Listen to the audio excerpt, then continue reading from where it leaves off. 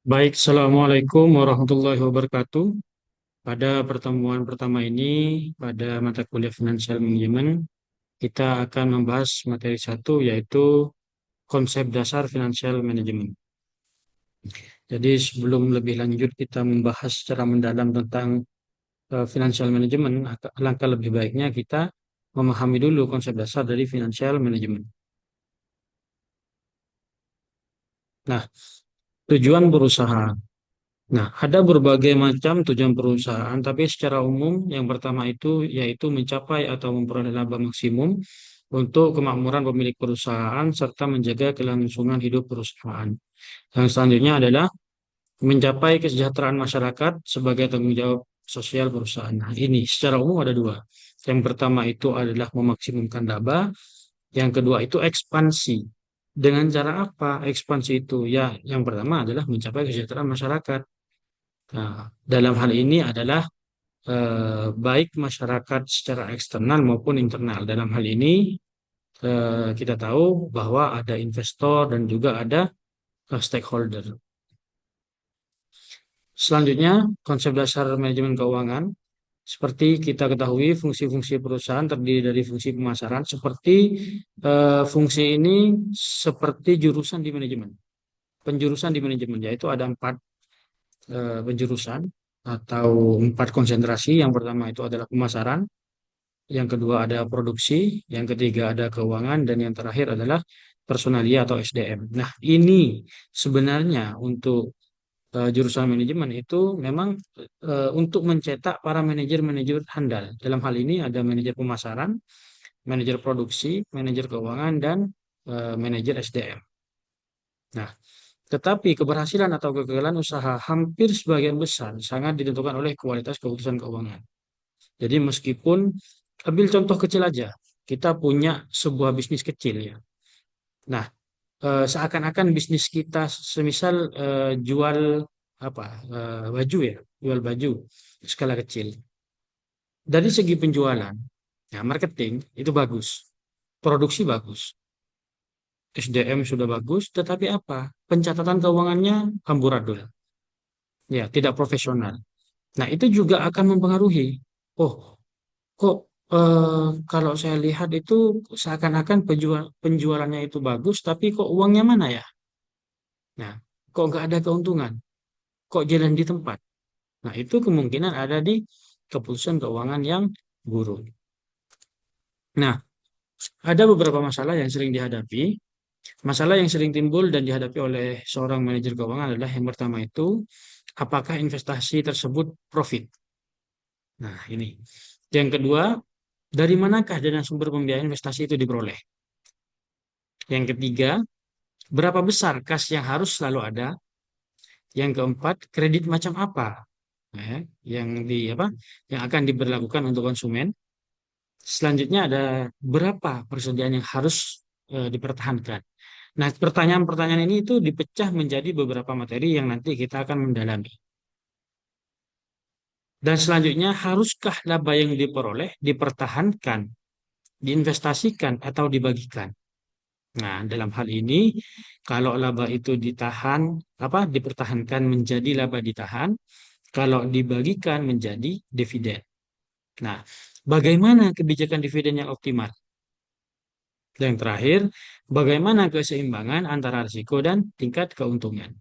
Nah, kita akan membahas secara detail ini pada materi-materi setelah ini. Nah, secara umum, tugas manajer keuangan itu ada tiga.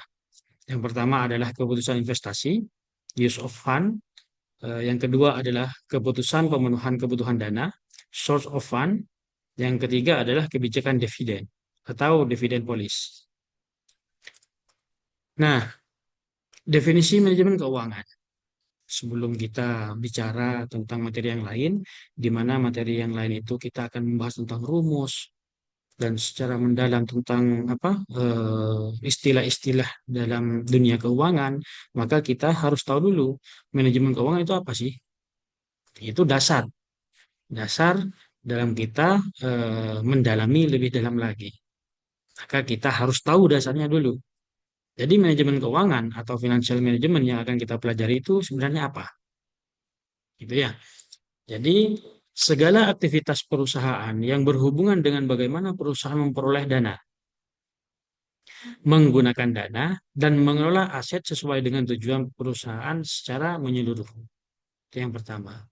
Yang kedua, manajemen keuangan atau financial management adalah suatu kegiatan perencanaan, penganggaran, pemeriksaan, pengelolaan, pengendalian, pencarian, dan penyimpanan dana yang dimiliki oleh organisasi atau perusahaan. Nah, itu secara umum. Meskipun banyak istilah dalam manajemen keuangan itu menurut para ahli berbeda-beda, ya.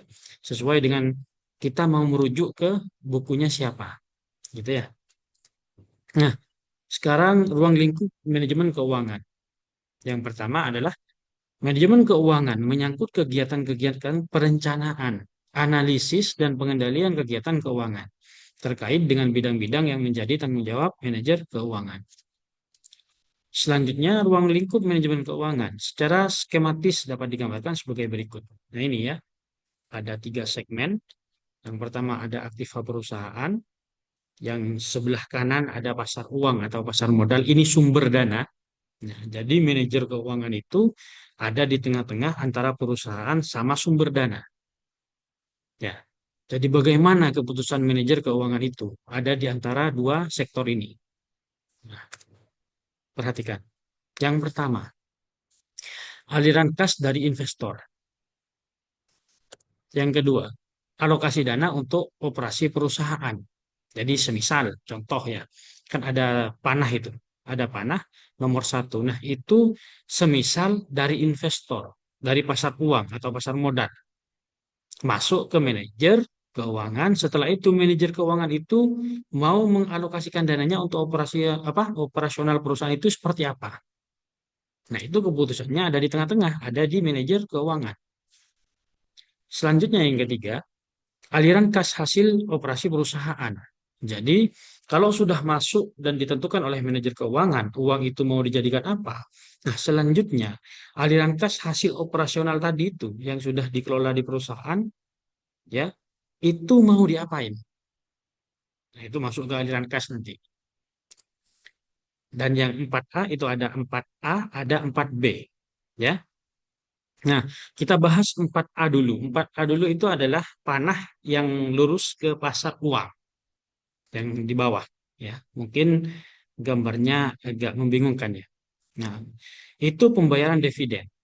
Nah, jadi setelah operasional perusahaan, ya, operasional perusahaan sudah dapat nih yang namanya keuntungan.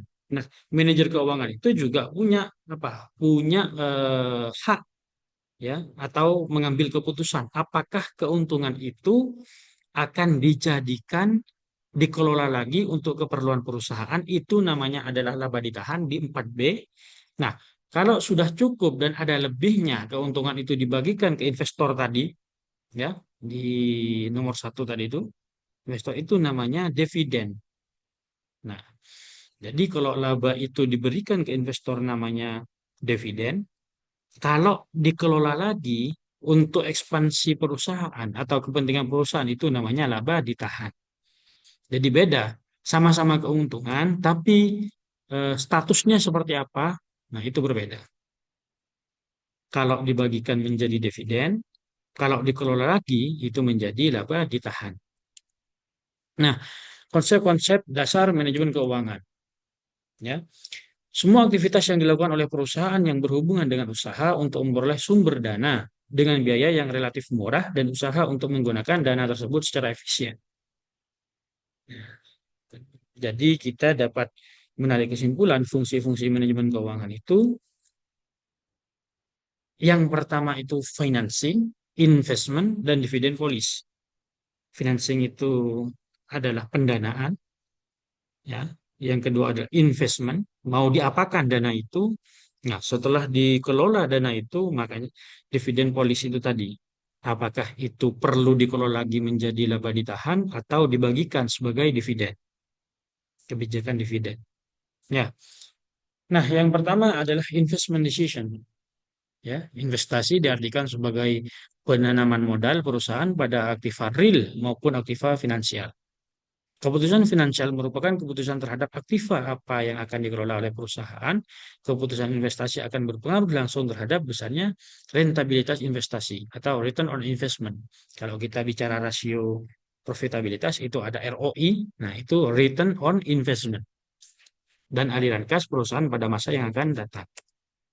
Nah, fungsi investasi. Fungsi investasi melahirkan keputusan investasi. Keputusan investasi berkaitan dengan masalah bagaimana manajer keuangan harus mengalokasikan dana ke dalam bentuk-bentuk investasi yang dapat mendatangkan keuntungan dari perusahaan di masa yang akan datang. Selanjutnya, fungsi pendanaan dari financing tadi itu, financing decision. Keputusan pendanaan mempelajari sumber-sumber dana yang berada di sisi pasifa. Jadi makanya untuk manajemen keuangan itu sebenarnya harus paham betul tentang akuntansi dasar. Ya, karena yang menjadi bahan pembelajaran di financial management itu adalah laporan keuangan. Di mana laporan keuangan itu salah satu di dalamnya itu adalah neraca keuangan. Nah, di neraca itu kalau kita dari sisi kita, sisi kiri itu adalah aktiva, sisi kanan itu adalah pasiva. Nah, untuk itu perlu diperhatikan sumber dana yang biayanya paling minimal. Jadi sumber dana itu banyak sekali. Salah satunya adalah hutang, ya, ada pasar modal juga ada. Nah, kita lihat, kita nilai mana biayanya yang paling kecil, maka itu yang kita ambil sebagai sumber dana. Ya, pemenuhan dana dapat dilakukan melalui sumber intern dan sumber ekstern perusahaan. Nah, dalam neraca itu kalau intern atau internal itu masuk ke ekuitas atau modal sendiri, ya. Kalau dari luar itu investor. Nanti akan menghasilkan yang namanya dividen atau yang kita bahas adalah laba yang diberikan, ya. Fungsi pendanaan melahirkan keputusan pendanaan atau kebijakan struktur modal, ya. Nah, selanjutnya keputusan dividen.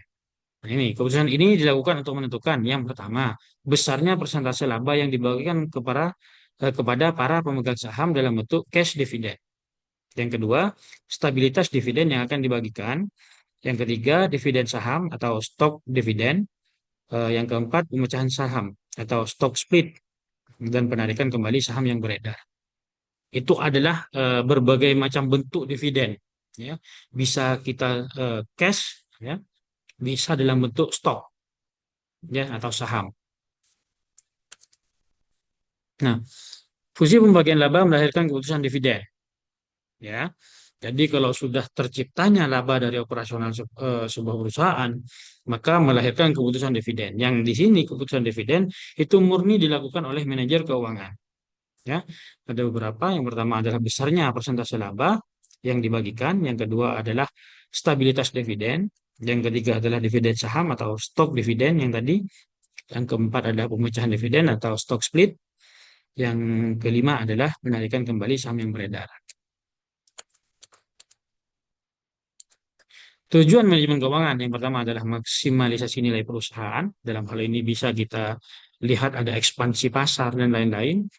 Nah, peran manajer keuangan yang pertama adalah operasi perusahaan. Ada manajer yang tadi ini ya, pasar modal, ada pasar uang. Jadi siklusnya ada di situ. Nah, keputusan dari siklus ini ada di tengah-tengah yaitu pada manajer keuangan. Ya, sudah saya terangkan tadi. Nah, fungsi manajemen keuangan secara umum dapat kita tarik. Yang pertama adalah perencanaan keuangan, yang kedua adalah penganggaran keuangan, yang ketiga adalah pengelolaan keuangan, yang keempat adalah pencarian keuangan. Nah, selanjutnya adalah penyimpanan keuangan, selanjutnya adalah pengendalian keuangan, yang terakhir adalah pemeriksaan keuangan. Nah, ada yang namanya maksimasi profit. Ya, maksimasi profit itu tujuan pokok yang ingin dicapai manajer keuangan adalah maksimumkan profit. Itu sebenarnya dalam hal ini memaksimumkan profit itu jangka pendek sebenarnya. Ya, jangka panjangnya adalah meningkatkan nilai perusahaan. Ya. Selanjutnya memaksimalkan. Nah, ini kalau jangka panjang sebenarnya perusahaan itu lebih bagus ke nilai perusahaan. Nah, otomatis profit akan mengikuti ketika perusahaannya itu nilainya meningkat. Makanya kalau seorang manajer keuangan itu harus berpikir luas. Apakah jangka pendek atau jangka panjang? Kalau jangka pendek ya kita maksimumkan profit aja. Tapi kalau sudah jangka panjang, kita bicara tentang nilai perusahaan. Baik ya, itu saja dasar-dasar yang dapat saya sampaikan pada materi pertama ini. Selanjutnya kita akan membahas lebih dalam lagi tentang manajemen keuangan. Itu saja dari saya, kurang lebihnya mohon maaf. Billahi taufiq wal hidayah. Wassalamualaikum warahmatullahi wabarakatuh.